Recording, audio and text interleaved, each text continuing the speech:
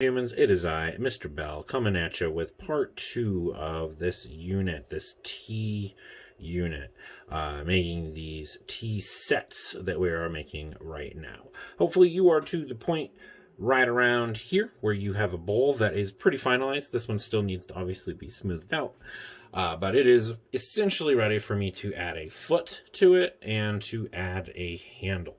Remember, we're making 2 of these, and we're shooting to make these as similar as we can, right? You can form the cup in any really shape you want, but we're looking for them to be about the same size and about the same width and about the same shape. This one, as you can see, is much closer to being done. Same thing, still need to finish out those nicks and dings and really give it a good smooth down. But it's got its foot attached, it's got its handle, and it's that basic form that I'm really looking for in this cup. Sits pretty flat, like I like it. So this guy, I think, is about ready, other than the detail, to be put on the drying rack for firing here in a little bit. But I definitely want to let it dry out. I'm still definitely going to be working with this. So I'm going to put him in my Tupperware here. Kind of put them off to the side. I'm probably going to bust them out because I want to look at my handle and stuff. So we're adding handles. I'm gonna show you how to add a handle. You don't have to have a handle on your teacup. Maybe you want to be more inspired by like a Japanese or a Chinese style teacup, and they very, very often do not have handles.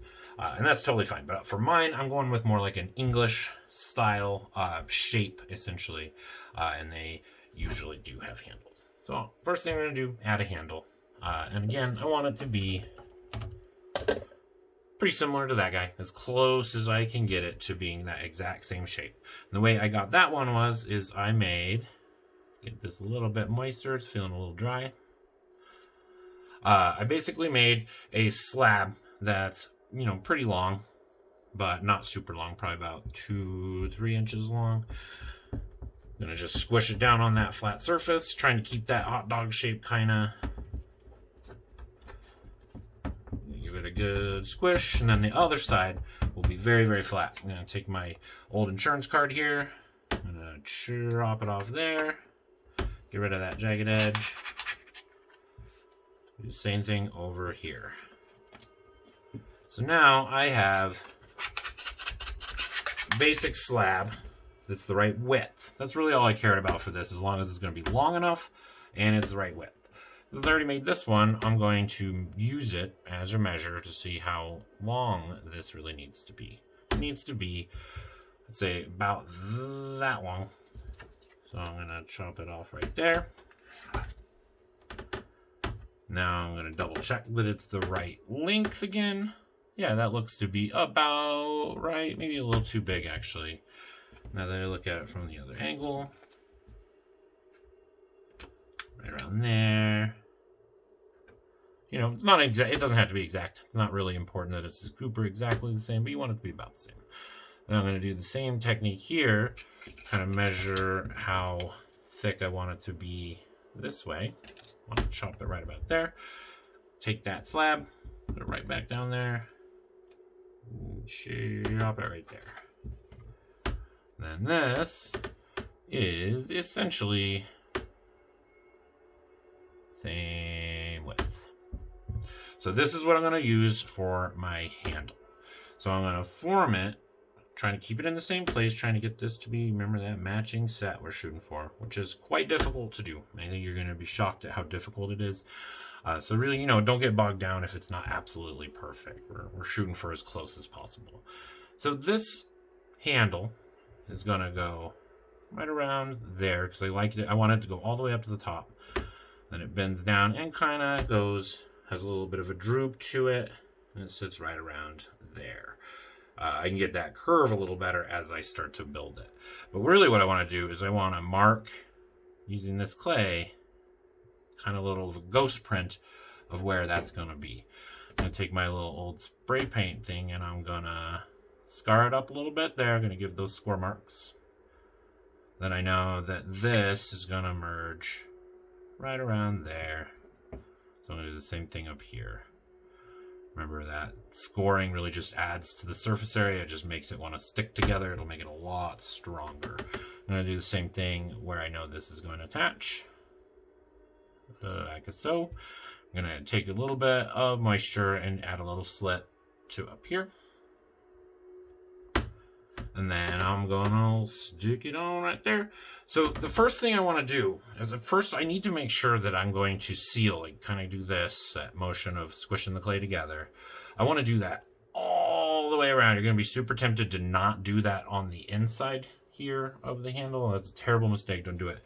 It'll make it super weak. So what you need to do is find something like my little spray paint thing, pencil. Works really, really well. Hopefully you have something in your toolkit that you feel comfortable using for this. Really all it has to do is be long and rigid to the point where it won't bend really that much.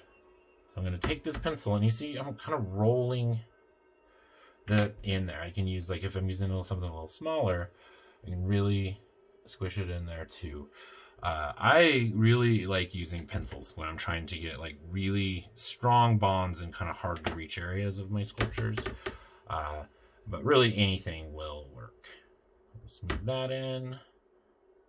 You notice I kind of took away from some clay there, but that's okay. I can take care of that afterwards. Really all I'm doing right now is making absolutely sure that this whole handle is sealed really nicely to the cup itself on the whole angle. If it's touching, then I need to smooth it out, or really seriously these handles will break like nothing. But if you do seal them on, once it's fired, the molecular bonds actually become better, and they will seal on much better. Bam. Bam. So again, it doesn't look super pretty, but that's okay because I can fix that really easily as I go forward. Right now I really want to make sure that I'm getting the same basic shape to the handle. Looks like maybe this needs to be squished out a little bit since it seems a little small. So I can just take my pencil, and I'm going to use that rolling technique again. I'm going to kind of push out really gently so I don't want to rip this. But I kind of want to stretch this out, this handle part out a little bit. Bam.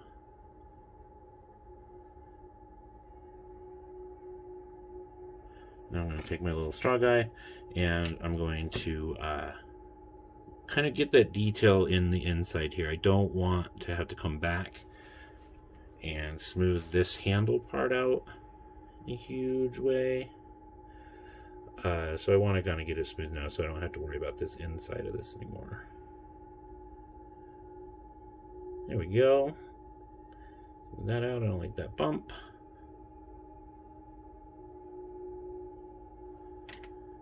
Now remember with clay, if you don't like the way it's shaped, you can always just pinch away a little clay. And if you want to think it needs to be larger, or you don't like it, you can always add a little bit more. Clay is just super forgiving in that way. You can always just start over with little parts of it so very, very easily. Which is why I love it. So that in there. Okay, I think that's pretty good for the handle. I need to fix it a little bit better. Obviously, still a little wonky shape. I want to get that more curved like the other one, and I want to smooth out these edges perfectly so no bacteria and stuff can get in this when I'm actually trying to drink a cup of tea from this. Really, really smooth is important, but that's not important right now because I still am just working on that basic shape still. So now what I want to do is quickly I'm going to add a foot to this cup right here. Same thing. I'm going to basically make that handle again. Only this time I'm going to measure it against the foot I already made. And get that width and length the way I want it. So it's about, looks about the right thickness. Gonna just cut this as long as I can get it. I know I'm going to have to cut off some of it later, but that's okay. Cut it right there. Over here. Sorry, I couldn't see that, huh? Just using the corner of my card here. Just kind of as a really easy knife. Bam. Then I think it's going to be right about that width. So carefully trying to keep this as a strip because I do want to preserve the shape that I'm using for this part. Pretty good. Make sure that it is long enough, so I'm going to measure it up against this, see if it has the length that I'm looking for. Yep, about perfect. Okay, so now I'm going to place the foot on the bottom of this teapot, or teacup. And it's going to go right around there. Notice that this is pretty high, because I'm going to push a lot of this clay down. But before I do that, I want to form this into an actual ring. Don't really care if it looks pretty, just want that actual ring so I can test to make sure that I put this foot in the right place on my cup, which shall go right about there. I'm guessing, so I'm going to tip it over, I'm going to give it a test, see if that cup fits the way I want it. Yep, I think that looks pretty good, except for maybe a little bit this way, like so. Yeah, perfect. So, I'm going to flip it. And I'm definitely not going to want to merge this yet because I need to score it still. But that's the right place. I'm going to give it a tiny little pat just so I can see a really small ghost of an indentation of where that was. I'm going to come over here and I'm going to scar along where that is. I don't think you can really see it on camera. But if you give it just a very gentle little squish, it'll leave a little sticky residue. You'll see some of those little spikes that stick up on the really wet clay. I'm going to do the same thing with this.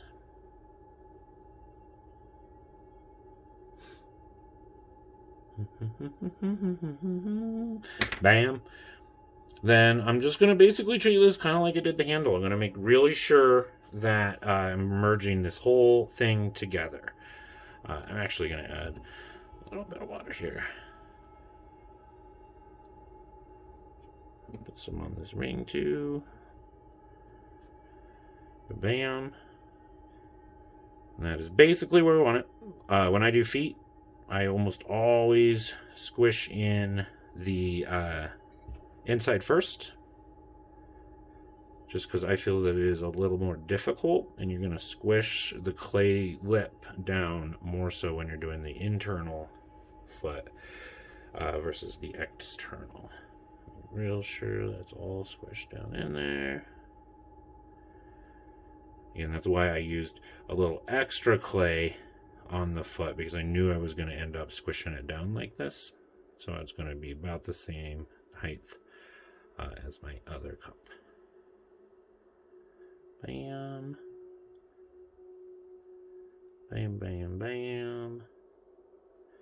This clay is getting a little dried out, which makes it a little harder to work with. Okay, now I'm going to do the outside. And again, look at this lip. It's super wonky, right? It's super wobbly. That's definitely not how we're going to have it end up. But again, right now we're really just getting attached. We don't care what that shape is as long as we're, trying to preserve that shape as best we can, just to make it a little easier when we do go back and smooth it and make it flat. So that. Bam, bam, bam.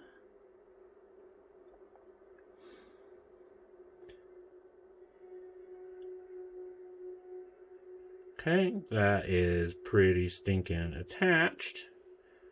That's groovy. Okay, so the way I'm going to make it flat is I'm literally going to just use that table to my advantage, and I'm going to give it really gentle squish down onto that table, that flat surface you're using. And it'll kind of form into that shape that you really want it. So now I want to be really careful of this ridge that I've made, because I know that's the flat part. So I'm going to be real careful as I smooth this down here to avoid smoothing off that very top. But I still want to squish this form and make it the right shape that I want it. I want to make sure it's round.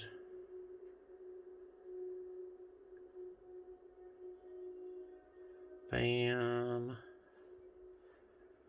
Water. I think I'm going to add just a little pinch right in here. Literally just squishing out a very, very skinny, tiny little slab.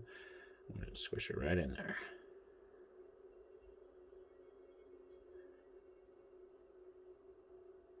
I do love using the back of my fingernail as a really detailed smoothing tool too. No more useful tool in the world than a human hand. Okay, so I think you get the point. That's the basic form. Now, basically what I'm going to do is be doing kind of what I was talking about in the other video, and I'm just really going to be working on getting this to be as smooth as I can, making sure I can't see any dings, and that the ridges and valleys of it are basically entirely gone.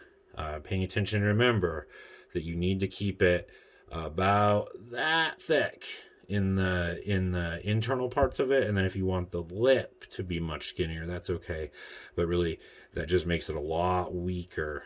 So try to keep it just the lip and have that smooth transition down in there. A little bit more work, and I think I'm going to have myself 2 teacups.